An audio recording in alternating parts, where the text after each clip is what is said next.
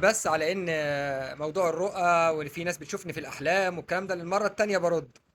طب وانا ذنبي ايه؟ انا مش مكذبكم يا جماعه، مش مكذبكم. انتوا بتقولوا حوالي مئات بيتصلوا بيكم بيقولوا انهم شافوني في الرؤى وباجي لهم في الاحلام وكلام زي كده قبل حتى ما يشوفوني ويتفاجئوا بيا قدامهم.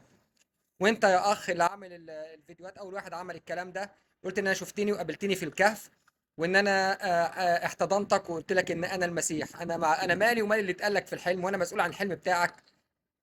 طلعت تقول ده المسيح الدجال لان حسيت ان هو المسيح الدجال. طب وانا ذنبي ايه هنا في اللي انت بتشوفه؟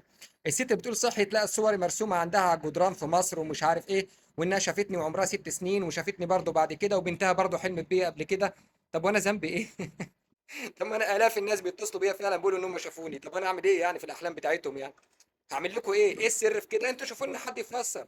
شوفوا لنا ناس عماله تحسب حسابات اسمي بالحروف والارقام وبتقول ان انا الموجود في نبوءات جين ديكسون. انا ذنبي ايه؟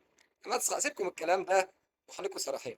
عماد سعد الله رئيسا لمصر 2024 بعنخاء الذهبي وعلمها الاحمر الخفاق فوق العالم وفوق الهرم الاكبر.